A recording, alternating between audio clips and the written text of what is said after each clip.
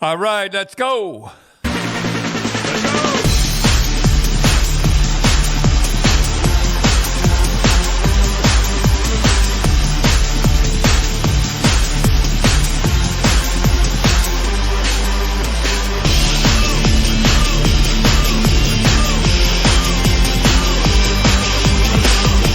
Okay, Cindy. All right.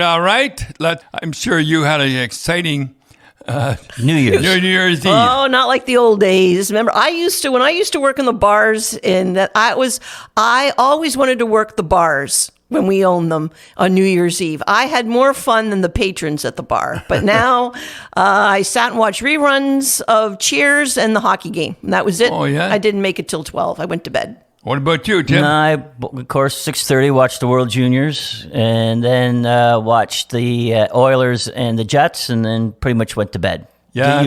What about you? Same thing. Yeah. Did the same thing. Lots of fireworks around our house, Holy though. Dinah. And I said, what is all this noise going on? Well, if you're an animal lover, you don't like fireworks, Dad. I mean, that really does a number on the wildlife, and all that. But it is what it is. So, Dad, World Juniors... Yeah, I'll tell you that Bedard is something. He's got a long stick, which is good. You got to get started. You got to start young with the long stick. He's got a big blade, and he shoots the puck. And to be small, you have to have something going for you. Yeah, because you've always said that if you're a smaller player, you have to have a longer stick. You have to, because that makes you as big as the other guy. Yeah, like you see him checking or trying to get the puck off guys. He reaches in and pulls that puck back. Yeah, because But I remember, Dad, when I was young, I had a smaller stick. I don't know how I got it, and you tried to get me to a longer stick. And yeah, you can't start with a small stick. You can handle a puck better. There's no doubt. I don't care what anybody says. You can handle a puck better, but you can't check the same way. Right. Well, we won't go into the story again, but the ultimate guy that had the small stick was Lindros. Yeah. And he was always bent over. Is that why he was always hunched over and he looked like... He was always hunched over, and when he was so big in junior, he could do anything he wanted to do because nobody would touch him. He was so big. Oh, so he got in the habit of hunched over, and then when he went to the NHL, that hunching over didn't really help him, and he did it. No, I get it. And well, in fact, because Bedard, he tied the New Year's Eve game, he tied Lindros' record for 31 points, and he did it in 11 games. Lindros was pretty good, though. Yeah, he was. Yeah, he was a force when he was in junior. So, Dad, we will talk about a guy that is in the Marlies. He's in the Toronto system. The Marlies signed him, but we've been watching him, and you've liked him since he was 15 years old. Yeah, I always did like him, and he's from North York, not far. Of course, that's a mark against him right away with the Leafs. Yeah, that's right. I mean, you Kiss have of to death. be from, and they're right in the middle. Right in the middle. There is no city in the world has as many people from Canada to draw from, the juniors and all the midgets and everything. We never saw any Leafs there. We used to go out.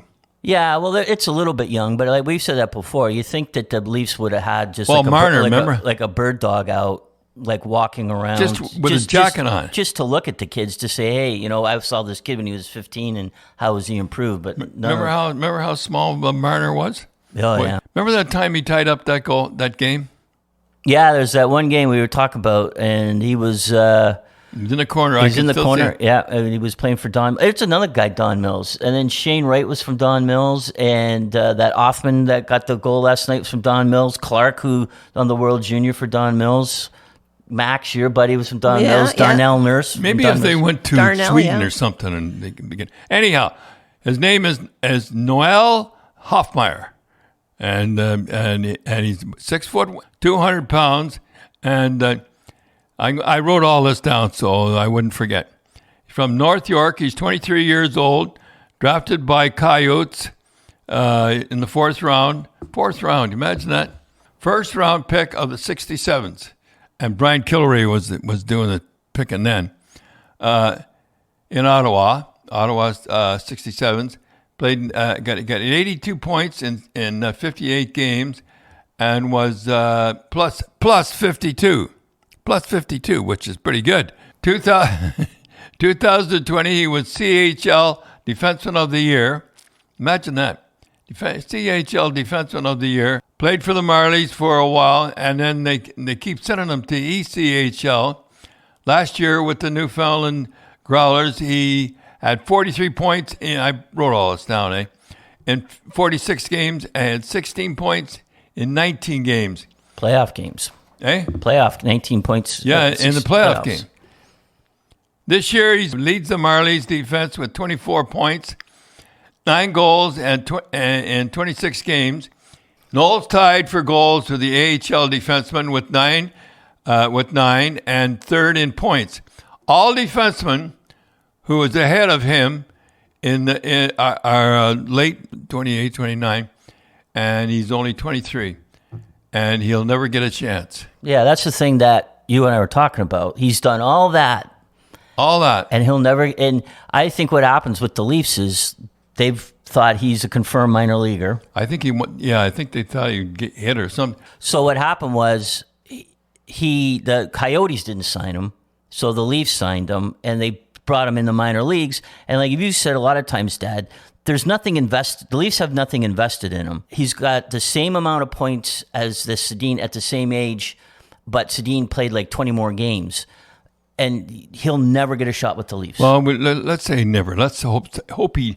I hope someday he does get a shot because he certainly deserves it. Yes, but we got to tell 2 funny stories with him. Okay. Oh yeah. So the first story was, we went out to watch him, and he was playing for Don Mills, and you and I were sitting with Brian Kilray of Ottawa 67s, and Bert, and the rest of the Ottawa scouts were sitting behind it. And back then he was a little bit... clumsy. He was a little bit clumsy, and he was falling down a little bit, but he tried harder than anybody on the ice. And you kept saying to Brian... He starts the power play on the point, and he kills all the penalties. So he's got to have something going. The coach must think highly of him. He must get the job done. And go ahead, Tim. Well, you were saying to Brian, geez, I like, what was his number 3, I think he was? I really like him. And Brian was like, man, Brian didn't say anything to him. He never said nothing. Was he humoring you? I don't know why. The guys in the back must have been listening, because... You're walking out and you're saying, "Gee, Brian, you like that 3? Oh, who? Yeah, 3. Yeah, not bad. Yeah, it's not bad. Tries hard." And tries hard. And they pick him first in the draft. He's their first round pick. So I told you that. You went, well, Brian didn't seem to like him that much. But then the story of he walked out and you met his mom. Oh yeah, I met his mom. I feel bad about this, but I have to tell you what the story. I went through his wallet. Which is, not... doing his laundry and his wallet was in his pants. Yeah. And there was a picture there all folded up. Maybe that's why I like him so much. All folded, so mom would think that it's maybe a girlfriend or something. Yeah, and, folded up. And she opened it up and it was a picture of you. So that's why I guess I like him. But never, if I didn't like him, and he didn't produce, it doesn't matter. And that's the thing, that you almost want... If you must look back at his career and say, what do I need to do? Yeah. I was the OHL Defenseman of the Year. I was the CHL Defenseman of the Year. I lead the Leafs, Marlies in points and goals defenseman. I'm third in the league in points defenseman for defensemen. All the other defensemen are 27, 28. I'm 23. What do I need to do? Yeah. Well, have you seen that before, where guys just... Yeah, I've seen it. I've seen it before where the guy said, "I don't bring him up. We need him too much," and because they're going into an important game. Say the National Hockey League brings up a guy and he's not playing. He's not playing that much. He's just sitting on the bench, and they don't really need him. They're going to play. So you're saying that he's too valuable for the Marlies for the Leafs to call up? And I've seen that 100 times. And I was just as bad. When I was with the Bruins, I wouldn't bring anybody up. Yeah, but for different reasons. Different reasons. You didn't care about the minor hockey team. But anyhow, I would have brought him up. Anyhow, I hope Noel gets a chance. I call him Noel, and you call him Noel. I sure hope he gets a chance. So, Cindy and Dad, we'd like to thank our sponsors, Spreads.ca. They're a Canadian-owned online casino and sportsbook. And if you sign up now and use the promo GRAPES, they'll match your deposit up to $500. You'll spot you $25 on your first sports bet, and you get 10 spins on the big wheel for some money. So, sounds pretty good to me. Lots of sports to bet on now. And you can bet on the World Juniors and everything like that. It's just amazing. So, Dad, speaking about money, the Leafs got fined $100,000 for traveling on the Monday, so that would have been Boxing Day. And then Keith got fined $25,000 for going bananas on the bench in St. Louis. Yeah, he put on a pretty good show. No, first of all, he got Keith wouldn't pay any money. The Leafs would pay for that. So the Leafs would pay his fine. Oh yeah. What was he upset about? I don't know. It was they called a penalty on the Leafs that was like there's phantom calls and then there's like real phantom calls. That was a phantom call. You know, I was watching the game last night, and you know those referees are pretty good referees. They must be embarrassed. I wonder if they're embarrassed. You said after we were talking about that, you said that you think if there's nothing going on after a while that they start looking for penalties. Yeah, well they'd have to because So I love the hooking penalties. Guy never even touches a guy. So did you? How many times did you get fined? I don't know how many times I got fined. I remember Harry got me at the end. So I got a nice letter from who would it would be? John Ziegler. John Ziegler, yeah, commissioner. Yeah, oh, he was president back then. That was the difference. Well, whatever. So the title just changed names. Yeah. Oh, I get it. And he was the boss and everything. Congratulations, all that stuff. And you still owe $750. Well, it was more than that. Like you said, it was after when you went 6 games with Montreal. This is Don. The NHL and the hockey fans would like to thank you for a great Stanley Cup Finals, exciting, and we really were proud of the way it was, and it was a great regret of finding you $750. Yeah, I had to pay it. And Harry didn't pay it while he was there. He said, I'll stiff this guy. But Dad, I remember you were very, very vocal behind the bench. Imagine. Not like today. Like they just sort of he didn't do anything actually. The coaches just sort of stand there, hands in their pocket. They look like you should yell, "Wake up the coach!" Like I'm not a big Keith fan, but I was glad to see him do that. Just to I don't think I've seen a referee or a coach do that. No, they don't. And why I asked you, boy, Dad, you yell a lot. You used to yell a lot, so much, and the players didn't yell because they knew that you were going to do the yelling. In fact, a lot of the times I can remember they would be calming you down. They would be grabbing you, off the boards and all this, and they were looking. So very rarely did the players. I don't think we ever got a. I don't think we ever got. No, the players never got a bench penalty. No. It was because they knew that you were going to yell for them. I guess so. I never figured that out. When you're going a little bananas, it calms the players down. I know that's hard to believe. That's what I'm saying. It's the truth. And then, like I said, they got fined $100,000 for traveling on Boxing Day. $150,000, I think. Yeah, but I think part of that though remember there was supposedly a big storm coming, right? Yeah, exactly. You should always let the league know what they're doing.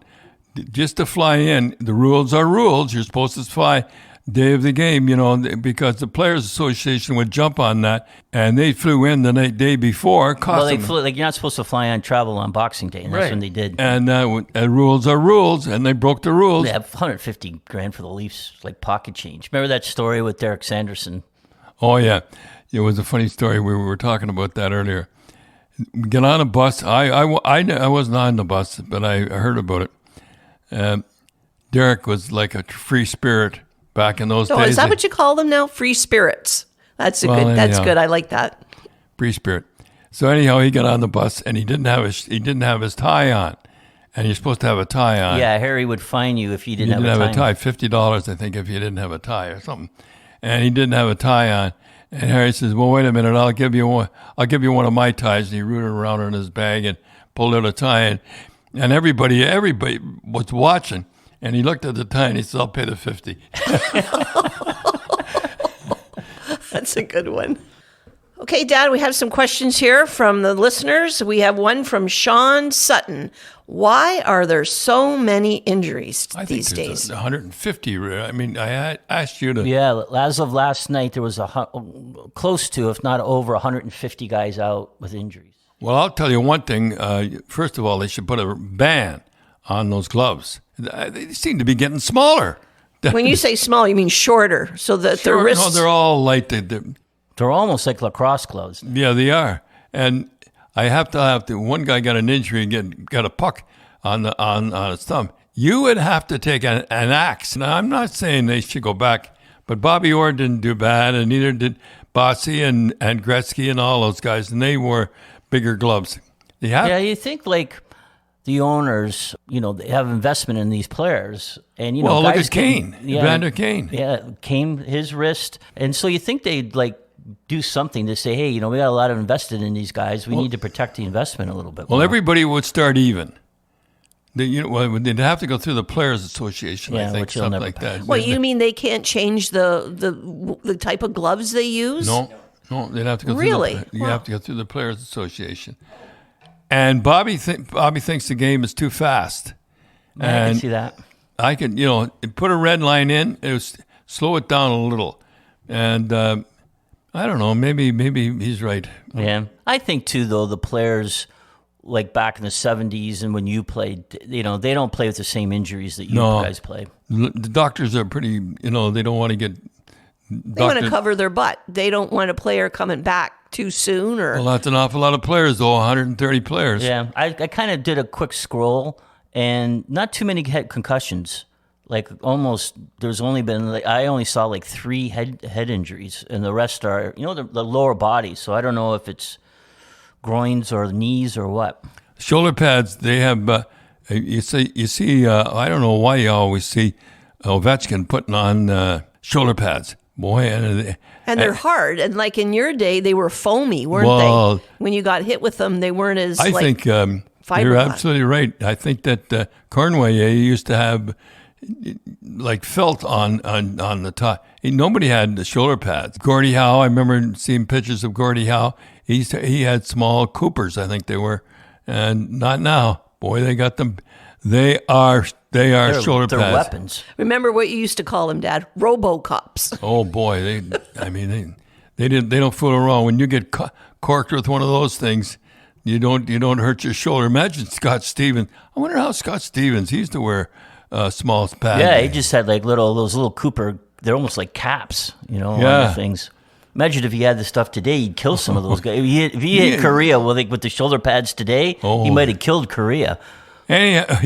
Anyhow, I think, as you said, I think a lot of players played with injuries. Yeah, you always said a player can play hurt, but he can't play injured. Yeah, can't play injured. When a guy is injured, that kid went off with the shoulder. Doc, for juniors, he was injured.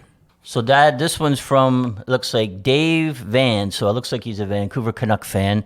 And he says, what are your thoughts on that whole thing with JT Miller and the rookie goalie?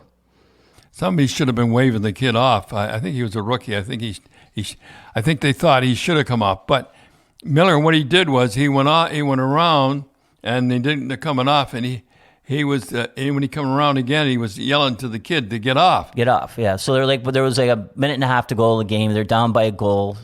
Well, I assume that on the bench that they figured that he should have known he'd coming off, but somebody should have been waving. Well, they have how many guys behind the bench now that they should have been waving? And you could see if you watch it, you could see the goalie, he's creeping out. Yeah. And he's looking at the bench. Yeah. For direction. For direction. If you're if that was, say, Demko, right? He just probably would have went. Yeah. Because what are you going to do? He's going to yell at him, right? He's got a big contract now. This kid's up from the minors. Right. He's probably nervous. And if he hadn't gone off and they had scored right away. Right. Yeah, but it wasn't very nice, JT Miller yelling at him. Well, who would you listen to if you were a goalie? A player or the bench, Dad? They should have listened to Miller. Oh, really? Well, absolutely. Well, evidently Miller knew more than the guys on the bench. Obviously. Yeah. Well, Dad, we had another sad news going into ending the new year. OPP officer Greg Persala was shot and killed up in Hagersville, Ontario. Boy, I'll tell you, what a good-looking guy, too, eh? He was there to help. I mean, and the sad thing about the whole deal is that he was on parole before. This was his first time by himself. And you and I, Cindy, talked about that. I just don't understand. Stan, as you say, Dad, the billions that the government wastes, that they don't have two police officers at all all the time. times. Well, look how many, like in the last 6 months, how many, like 5? That would be an interesting stat to see when they get shot, were they always by themselves versus, the young woman, OPP in, I think she was OPP in Vancouver, was stabbed to death. She was by herself. She was with a social worker. And going up to an encampment saying, "Hey guys, eventually you're going to have to leave," and the guy, and she liked those guys. Too. That was her job. Like that was one of her things, and she got stabbed. And you're thinking, why are the police officers one on by themselves? Yeah, I just don't understand it why there's not two. There should always be two. One can cover one another. You see, but I just don't understand it myself. I just want to say Godspeed and God love him.